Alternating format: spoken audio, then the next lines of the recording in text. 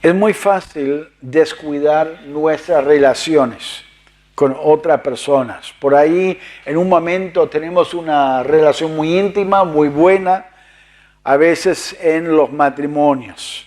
Los primeros años son años hermosos, de intimidad, de paseo, de salidas, de planes, pero con el tiempo se ocupan en actividades que los lleva a no disfrutar de una buena comunión. Y a veces se separan, a veces terminan viviendo juntos, pero en un sentido la relación está muerta. Está muerta en el sentido de que no hay una buena comunicación, no hay una buena comunión, no hay planes, no hay una buena convivencia. Así fue con la iglesia en Sardis. Empezó muy bien, tenían buenas obras, tenía una relación íntima con el Señor y veía mucha bendición, muchas obras, pero a través de los años sus actividades llegaron a ser actividades hechas por hábito, por costumbre. Y el Señor no estaba contento con esa relación, con esa distancia o alejamiento en la intimidad, y que fuera simplemente en nombre, como una fachada, sino que Él quería corregirles a ellos. Miren en primer lugar cómo Cristo se revela a ellos. A cada iglesia Él se revela de una manera que tiene algo que ver con la condición espiritual de la iglesia. En versículo 1, escribe al ángel de la iglesia en Sardis, el que tiene los 7 espíritus de Dios y las 7 estrellas, dice esto. En primer lugar, él conoce su iglesia y el mensajero. El mensajero, por lo que dice la palabra de Dios, es el ángel de la iglesia o la estrella de la iglesia, y se refiere al pastor de la iglesia. Mire en capítulo 1, en versículo 1 dice: las 7 estrellas son los ángeles de las 7 iglesias, y los 7 candeleros que has visto son las 7 iglesias. O sea que la estrella es el ángel. Y acuérdense, la palabra ángel significa mensajero.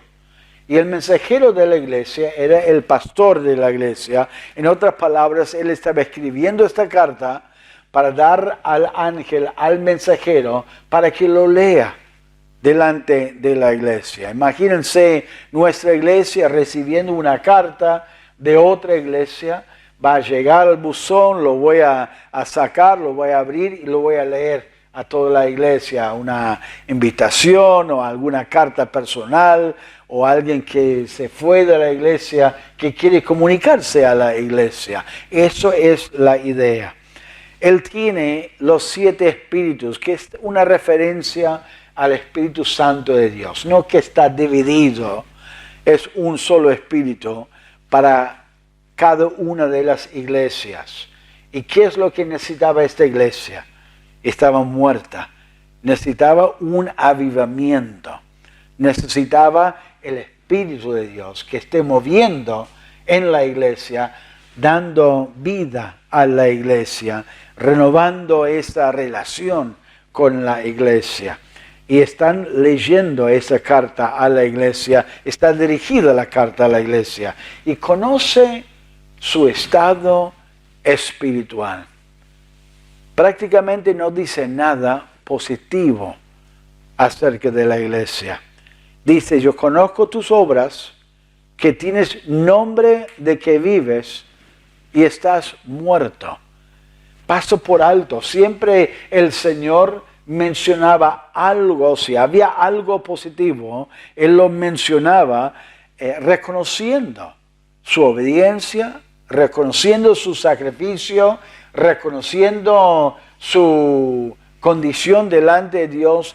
Pero mientras que miraba esa iglesia, decía, ustedes tienen un nombre, tienen fachada, tienen un testimonio, les conoce en el vecindario, en el barrio, en la ciudad, como una iglesia activa, una iglesia viva, pero es una iglesia muerta. ¿Por qué?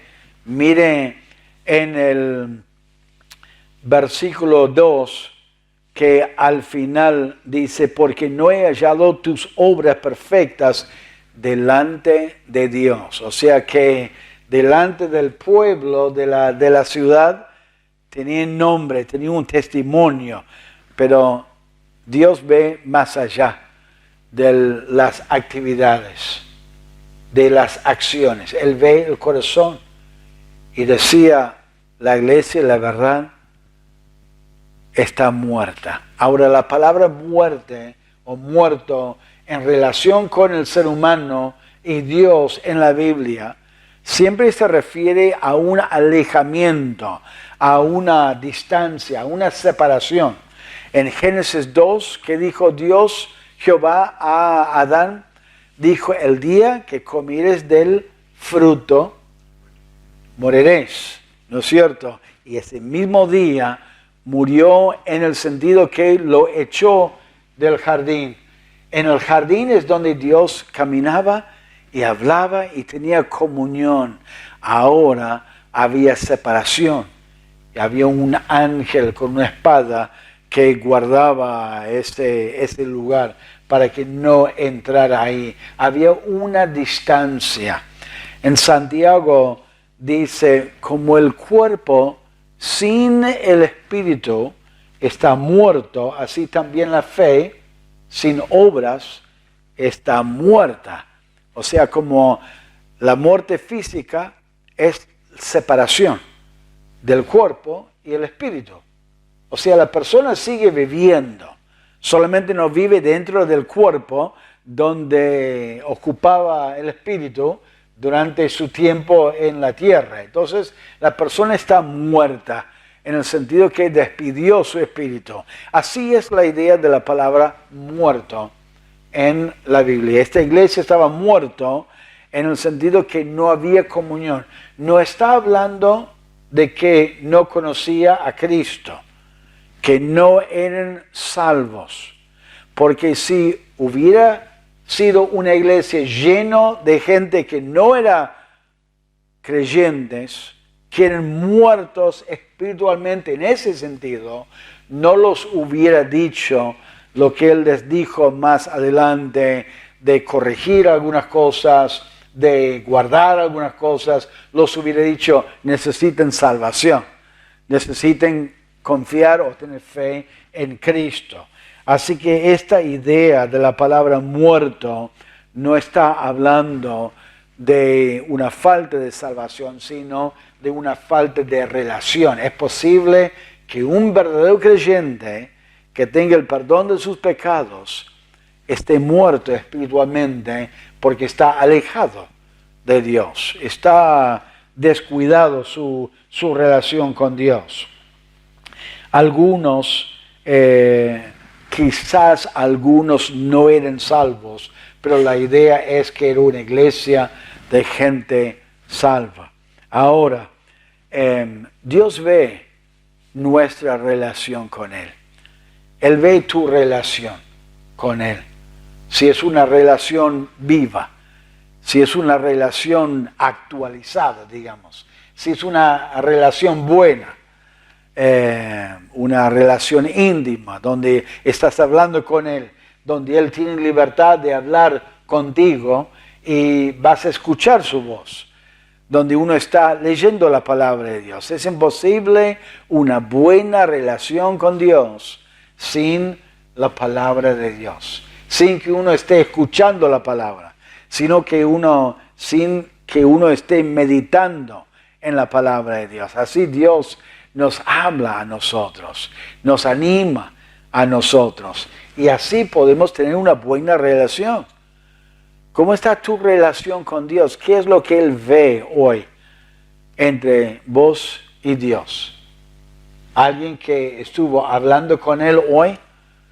¿Que estuvo escuchando su voz en estos días, o alguien que tiene una relación muy, muy salteada. Hay matrimonios donde hay muy buena conversación entre el esposo y la esposa. Están contando lo que la pasó en el día, la esposa con el esposo, con los chicos, y hay una buena relación. Y hay otras relaciones donde no hay conversación, no hay comunión, uno no comparte. A veces el creyente descuida su relación. Esta iglesia casi entera, llegaba el momento en su vida de iglesia, no tenía buena relación con Dios. No estaban orando y escuchando y hablando de su Salvador. Estaba ocupado en sus cosas diarias, en vez de realmente disfrutar de una comunión con Él. Y Él decía, están muertos, tienen nombre, tienen historia, tienen un testimonio, pero la realidad es que están muertos. Cristo se revela a su iglesia. Cristo, número 2, corrige a la iglesia. No está contento Dios con hijos que no tienen una buena relación con ellos. Y muchos padres, cuando crecen los hijos, lamentan que no hay una buena relación con sus hijos. Sus hijos están ocupados en sus actividades, sus familias, y por ahí llaman poco, por ahí escriben poco, por ahí tienen poco contacto.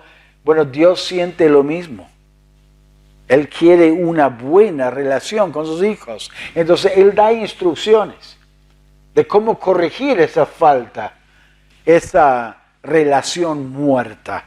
Mire versículo 2. Sé vigilante y afirma las otras cosas que están para morir, porque no he hallado tus obras perfectas o completas delante de Dios. Lo primero que Él dice para corregirlo es cuidar lo que está bien. Cuidar lo que está bien. ¿Qué dice Él? Sé vigilante. Tiene la idea de despertarse y de estar atento, de abrir los ojos y estar atento. Estaban espiritualmente moribundos, estaban como espiritualmente descuidados, y es como que Él les está dando un sacudón diciendo, despiértense, sé vigilante, abren los ojos y miren alrededor. Afirma las otras cosas que están para morir. Dentro de su iglesia, dentro de sus actividades, había algunas cosas que estaban bien. Está diciendo, dentro de estas actividades, despiértense, estén atentos y afirmen estas cosas. Aparentemente mostraban algo de vida espiritual en algunas áreas de su vida. Quizás su lectura no era tan lo que debería ser, pero algo de lectura había. Entonces tenían que despertarse en eso y atento a sus vidas, sus oraciones. Algo de oración había, pero había que despertarse y ser vigilante en las áreas donde ellos deberían estar atentos, deberían alimentarse bien de la palabra de Dios, cuidar lo que está bien, ser vigilante y afirmar lo que están para morir o por morir.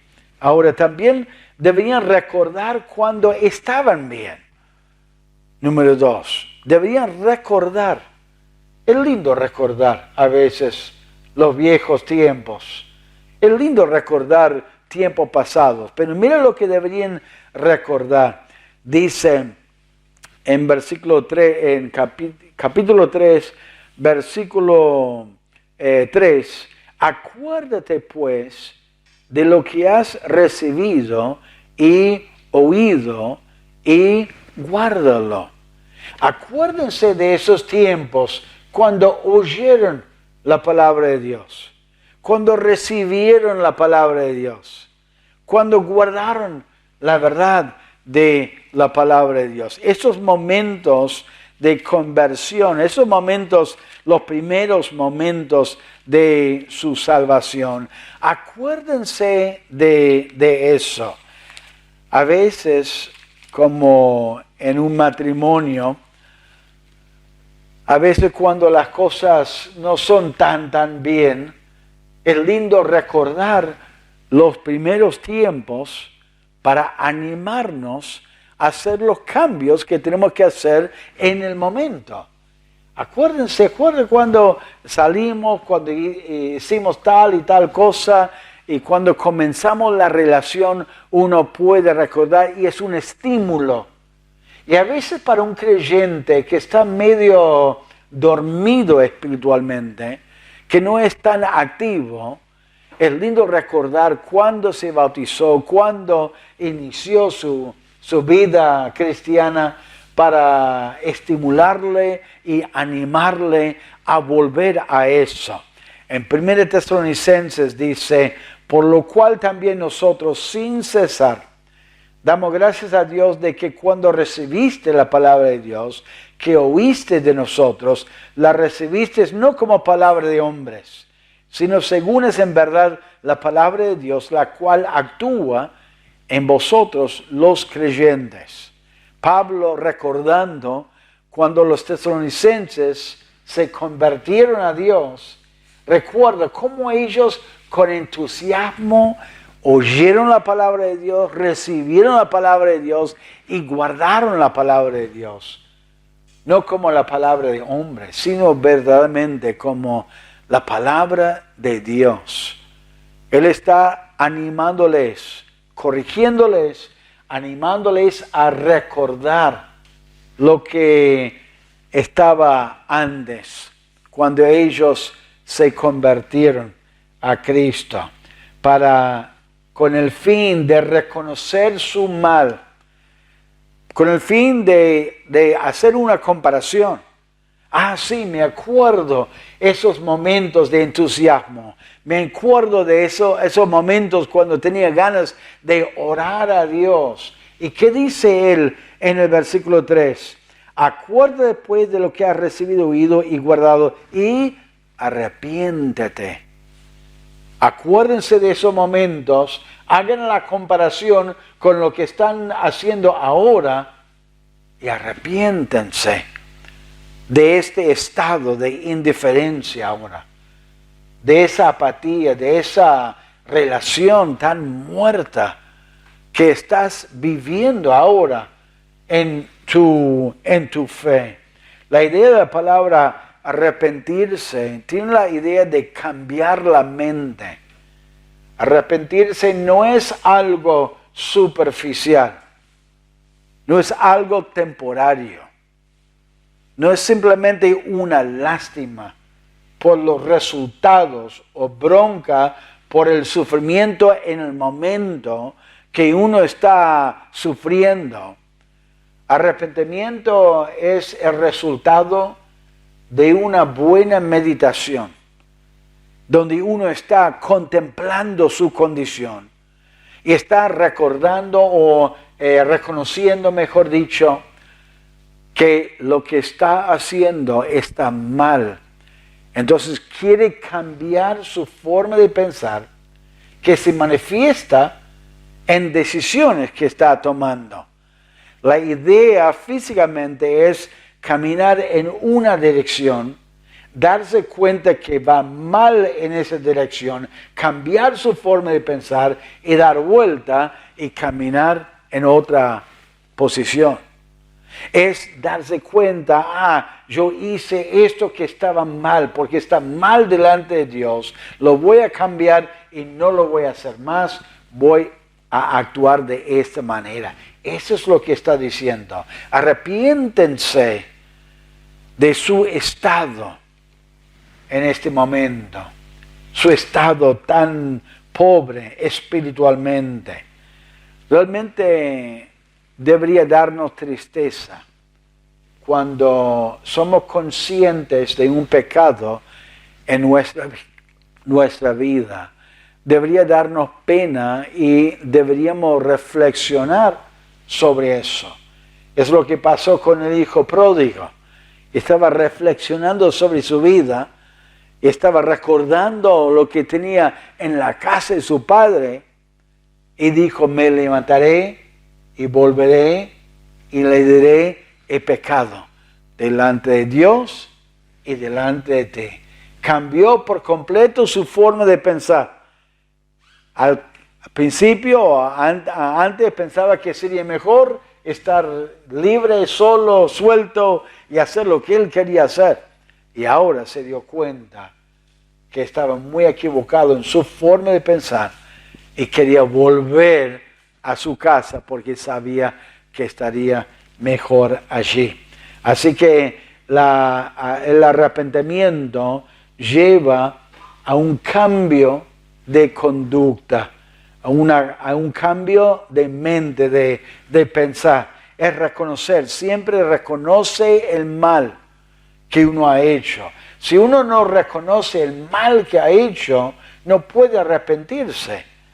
No, pero es un errorcito, bueno, eso es lo que pasa siempre con las hermanas, mi familia o lo que fuera.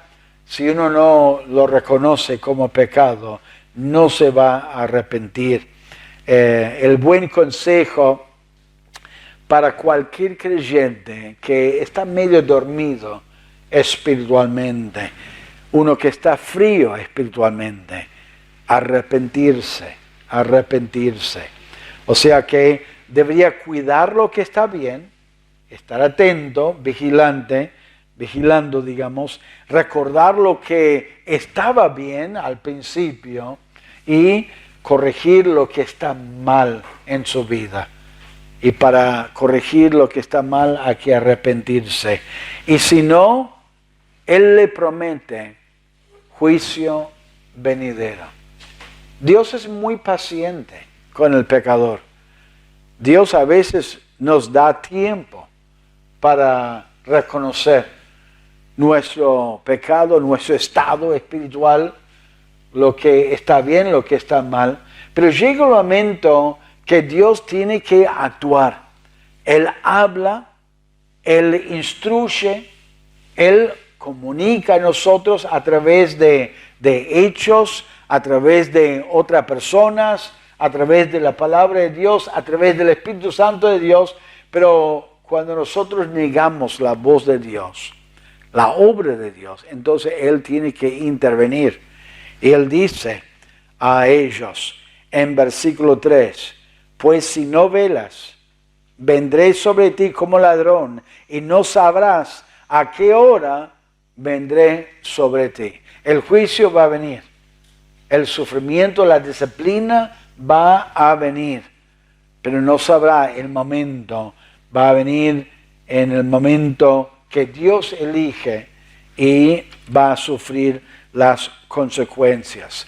Así que Cristo se revela a la iglesia como el que tiene los 7 espíritus y las 7 estrellas.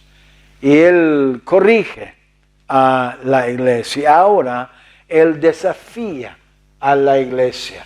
Él siempre lo desafiaba de que respondan a su corrección y a sus palabras. Nuestro Dios es tan misericordioso, tan paciente, tan amoroso con nosotros, que Él siempre nos ofrece perdón, nos ofrece obrar a favor nuestro si respondemos a sus palabras. Versículo 4. Pero tienes unas pocas personas en Sardis que no han manchado sus vestiduras y andarán conmigo en vestiduras blancas, porque son dignas. El que venciere será vestido de vestiduras blancas, y no borraré su nombre del libro de la vida, y confesaré su nombre delante de mi Padre y delante de sus ángeles. Había algunos dentro de la iglesia, parece que había pocas personas, que eran fieles al Señor, que confiaban en el Señor, que eran sinceros en su relación con Dios, que no estaban tan muertos, digamos, espiritualmente, que tenían una buena relación con Él. Él los desafía a vencer y los desafía a obedecer al Señor. No les desafía a que sean salvos. Esto no es el desafío. El desafío es obedecer a su Padre Celestial, y el desafío siempre es una recompensa por su obediencia a Dios. Es interesante cuando él habla en este contexto, él menciona una vestidura blanca. En general pensamos en la vestidura como la justicia de Cristo, pero eso es cuando somos salvos. Cuando somos salvos, Dios nos perdona de nuestros pecados y nos viste con la justicia de Cristo, 2 Corintios capítulo 5. Pero eso no es a lo que él se refiere en este versículo. Miren conmigo en Apocalipsis capítulo 19. Apocalipsis capítulo 19. La vestidura blanca aquí se refiere no a la salvación y la justicia, porque aquí en Apocalipsis 3 él menciona que algunas pocas personas no tienen sus vestiduras manchadas. Y no hay ninguna mancha con la sangre de Cristo, no hay ninguna mancha con la justicia de Cristo. ¿A qué se podría referir esas vestiduras blancas manchadas, de la cual la mayoría tenían aparentemente en Sardis? En Apocalipsis 19, en versículo 7 dice: gocémonos y alegrémonos y démosle gloria, porque han llegado las bodas del Cordero y su esposa se ha preparado. Y a ella se le ha concedido que se vista de lino fino, limpio y resplandeciente, porque el lino fino es las acciones justas de los santos. Esta vestimenta manchada en capítulo 3, aparentemente es esta vestidura de Apocalipsis 19, y no entiendo todos los detalles, pero aparentemente nuestro servicio se va a manifestar en nuestra vestidura, en esta boda del Cordero, y va a reflejar nuestra fidelidad o falta de fidelidad.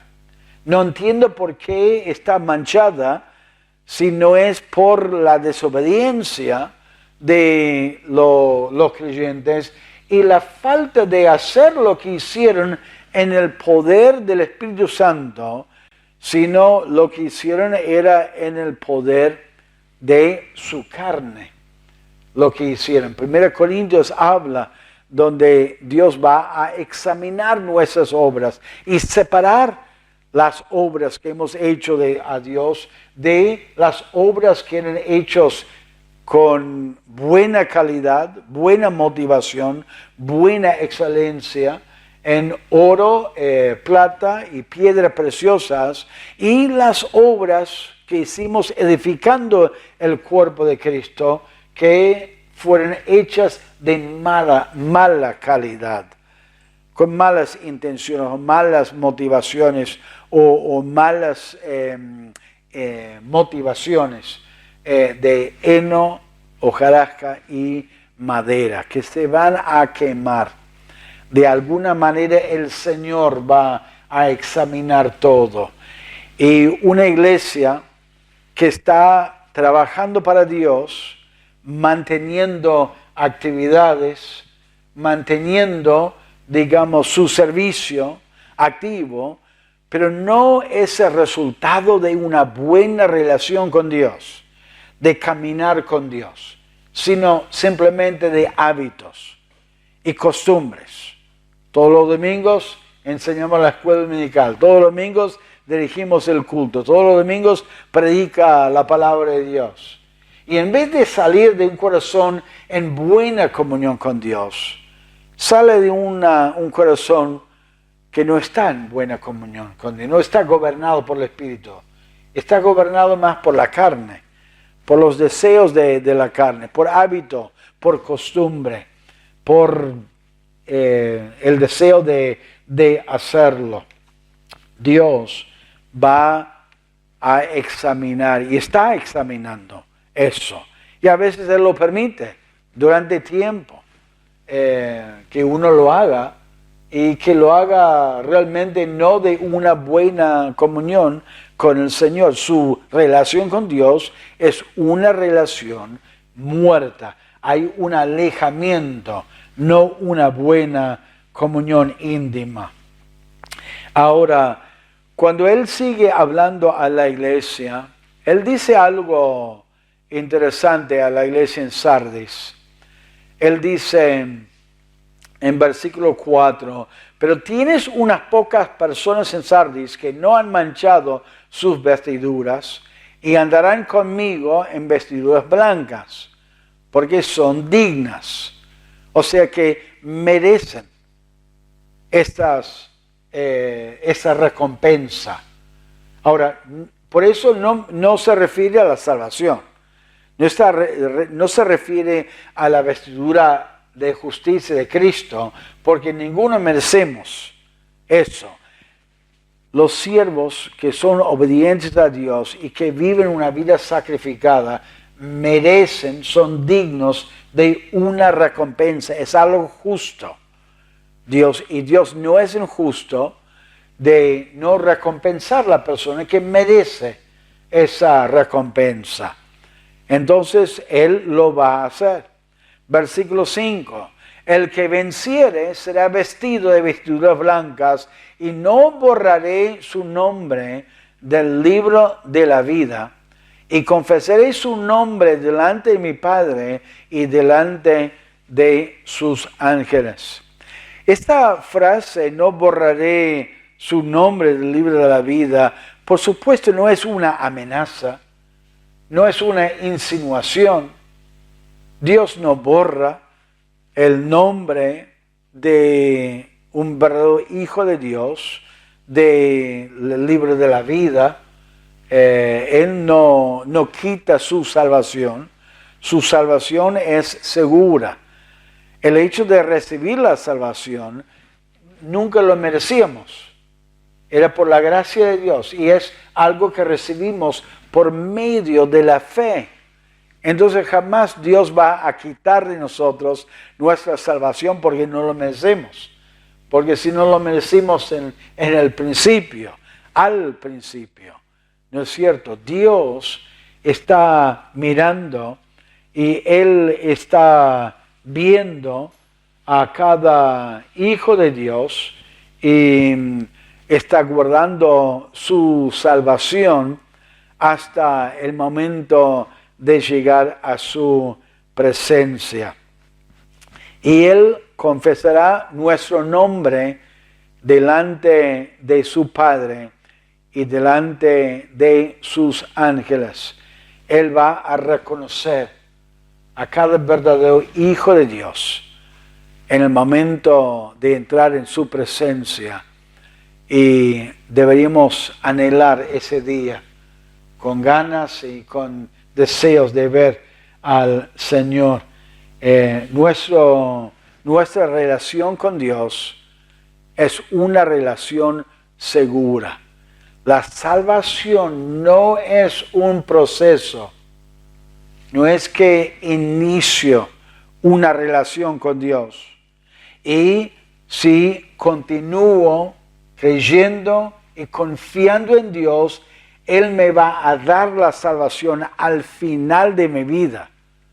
Dice la palabra de Dios, el que oye mi palabra y cree al que me envió, tiene vida eterna y no vendrá a condenación. O sea que la salvación es algo que uno puede recibir y tener hoy y es algo seguro para toda la eternidad. No es un proceso.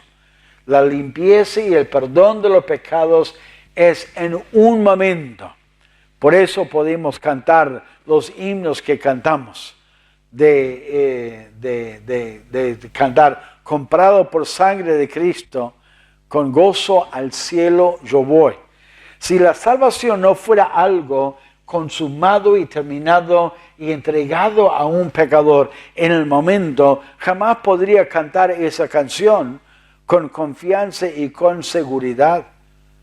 Juan dijo no solamente en Apocalipsis, pero en el Evangelio de Juan, ya leímos Juan capítulo 10, dice, perdón, no lo leímos, yo les doy vida eterna y no perecerán jamás, ni nadie las arrebatará de mi mano. Mi Padre me las dio, es mayor que todos y nadie las puede arrebatar de la mano de mi Padre. Y si uno analiza este versículo, hay una doble seguridad. Estamos en la mano de Cristo y estamos en la mano del Padre. Y los dos nos tienen en su mano y nadie puede quitarnos de la mano de Dios, ni podemos salir de la mano de Dios. Estamos seguros en Él. Juan cree en la salvación eterna. Él dijo en 1 de Juan, capítulo 5, él dijo, el que tiene, este es el testimonio que Dios nos ha dado, vida eterna. Y esta vida está en su Hijo. El que tiene al Hijo tiene la vida. El que no tiene al Hijo de Dios no tiene la vida. Estas cosas os he escrito a vosotros que creéis en el nombre del Hijo de Dios, para que sepáis que tenéis vida eterna y para que creáis en el nombre del Hijo de Dios. Así el Hijo de Dios puede tener la seguridad absoluta de su salvación, aun cuando su relación no está muy bien con Dios. No hay ninguna duda, pero sí hay consecuencias de descuidar nuestra relación con Dios.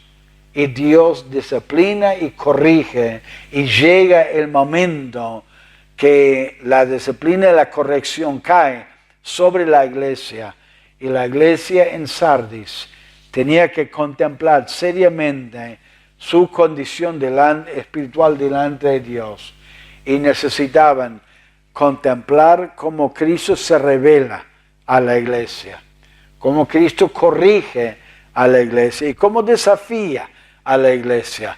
Hay una recompensa, hay un resultado positivo de alguien que escucha ese desafío, se despierta espiritualmente, vigilando en su vida, corrigiendo lo que tiene que corregir, recordando lo que era antes, volviendo a eso y arrepintiéndose de las cosas en su vida que está quitando esa relación, que está estorbando esa relación íntima con el Señor y renovando esa relación día tras día, como Pablo dijo en 2 Corintios, renovando verdaderamente, bíblicamente, esa relación con el Señor.